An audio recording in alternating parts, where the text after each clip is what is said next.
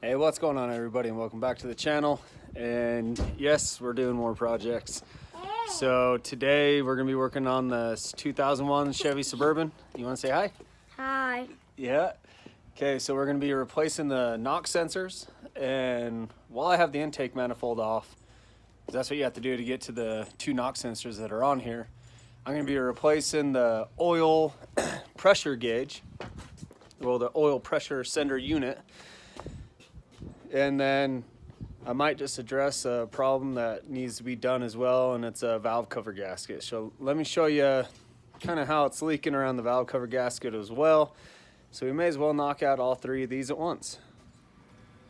All right, I do take this thing off-roading, mudding, whatever. That's why it's so dirty. But as you can see, there is a bunch of oil just leaking down onto the header. The whole top portion of this valve cover is soaked in oil, and it gets worse back there. So I'm gonna end up just replacing those valve cover gaskets. And I think the main root cause of it was from when I had on this exhaust manifold. Let's see if I can get back in there. There's a bracket that I had to install, and it's right there, and that just bolts to the back of the block, and then it'll put pressure onto the exhaust manifold itself, because I did have a gap between the header and the block. I don't know if you can see it. There's that bracket right there, and there's a bolt missing right there. So yeah, I'm gonna go ahead and knock out all three of these. So right now what we'll do is we'll start taking apart the intake, take the cover off of it, see what I need to do to remove all the coils and everything for the spark plugs, and take off this intake manifold and just replace all the gaskets at once. All right, so I got the cover off. Obviously I have the intake pulled off. So now what I'm gonna do is just disconnect some of these wire connections to the wiring harness, and so that way I don't break anything. And then we got a couple throttle cables right here.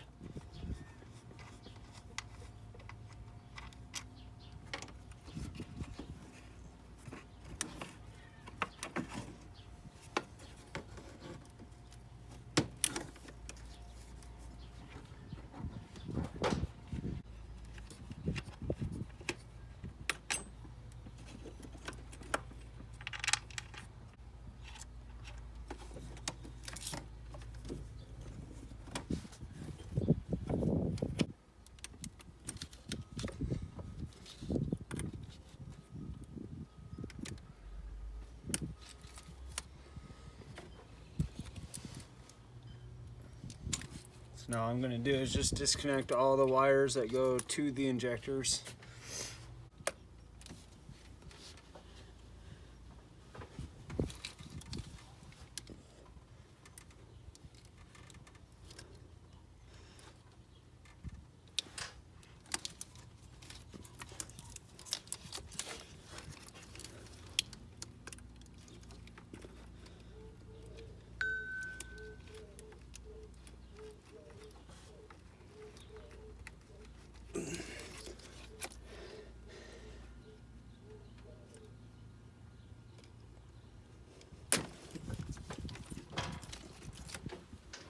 Ouch.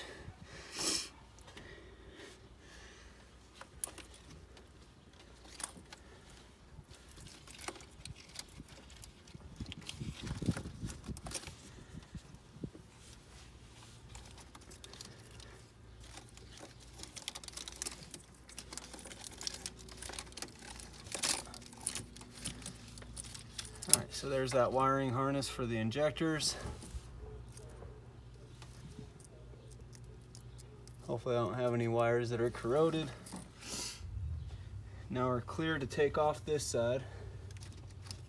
Now I just got to work on the rest of this.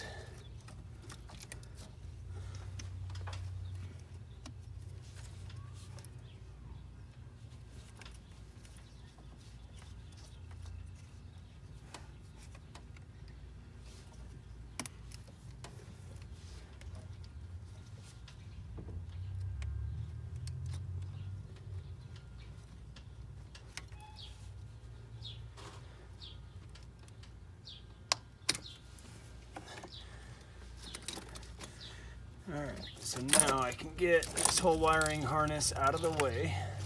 Looks like there's just one clip back there.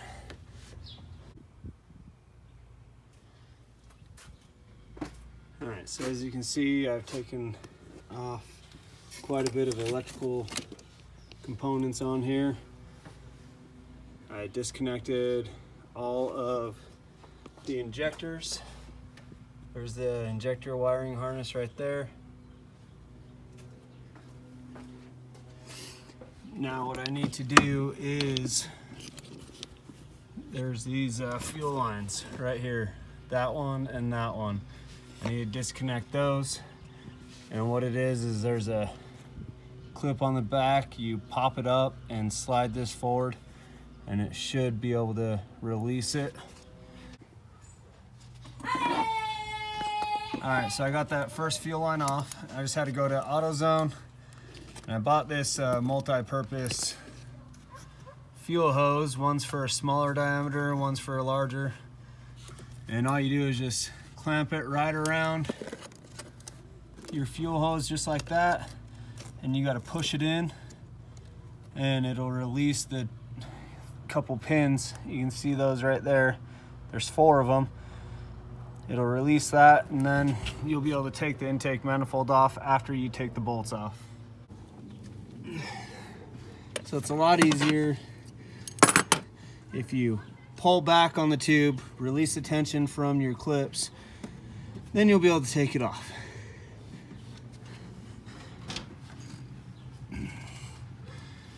So now you can see we got both of the fuel lines off.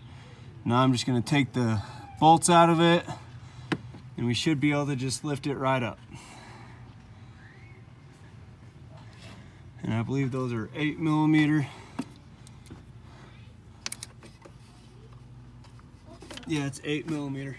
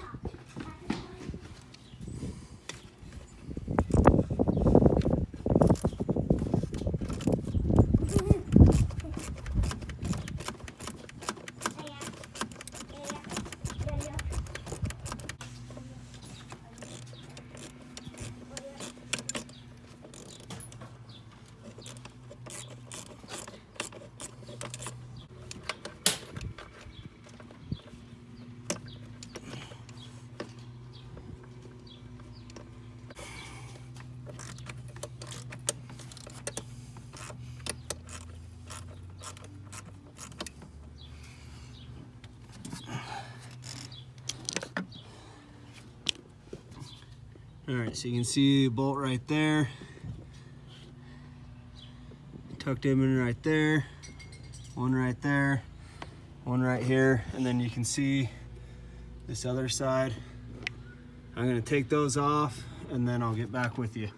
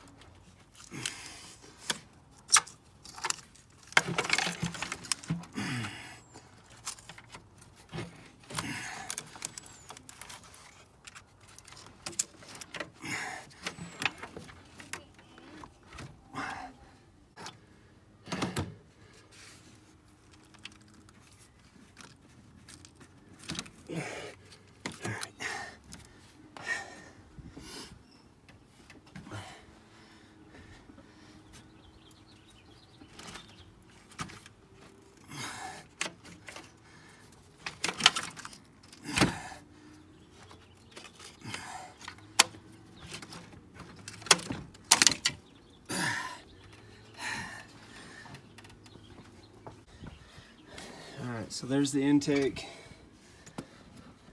And this is how nasty it is underneath. And hopefully these wires are still good. What I'm going to do is I'm going to clean up this whole area because that is pretty bad. And I'm going to have to vacuum that out first. Then I'll start taking stuff apart because I really don't want anything else to get into the intake manifold. So we'll just go from there. Alright, so now that I got it for the most part cleaned up, now I'm going to start taking out these sensors. I'm going to use a flathead and hope I do not break anything. Alright, so I got them out.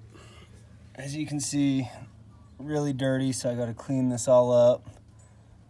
And then once I get it all cleaned up, then I'll put the new ones in. But here's the old ones. And it takes a 22 to get them out. So what I'm going to do is just clean this all up and go from there. Alright, so now that the new plugs are in there, the knock sensors, I'm actually going to run some RTV around these cones to hopefully prevent any moisture from getting in there. And then it says to actually build a little dam going around it. We'll see. But I think I'll just do this silicone. I'll get a little bit more around the area and then drop them in. Alright, so I forgot to film this, but putting this in, it isn't too bad. Same way it came out. Just make sure your wires go over it. And then this guy right here goes in between your fuel line that goes over the top and up to the other fuel rail. Other than that, everything is lined up. I've got this line right down here. That goes to part of the coolant that runs through the throttle body. And then this guy right here, I'll need to make sure I get this hooked up. And it did end up cracking, so I think I'm gonna need a new hose because it's pretty rough shape. And I don't think it's gonna slide over. So I may need to get a new hose for this, which sucks. But little stuff keeps breaking here and there. So now that I got that all taken care of, I'm just gonna slowly just start bolting it back up. I mean, same way as I disassembled it, I'm not gonna show putting it all back together, because if you took it apart, you should be able to put it back together. Alright, so I got it all put back together, and there's one thing that I still need to do, and it's this breather hose going from the throttle body out to the valve cover. It ended up breaking because it's really brittle, and it's so rock solid I can't even shove it over the breather tube. So other than that, everything is in. That oil pressure switch was the wrong one, so I didn't do it, but everything else is looking good other than that one breather hose for the valve cover. But everything else is in. Got that new wiring harness for the knock sensor. Let me start it up for you.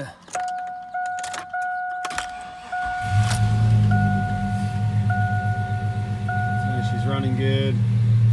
Yes, I still have ABS lights in the service engine. The service engine is there because I have no cats.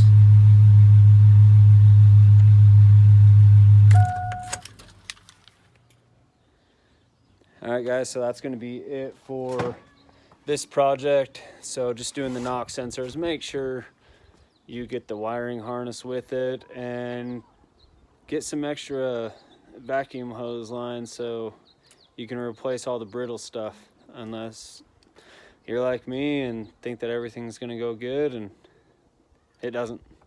So, all right guys, thank you for watching, appreciate it, and stay tuned for the next video. We'll be doing wiring harness on the 2011 Buick Enclave. The clip broke off and it was a nightmare. All right, thank you guys for watching.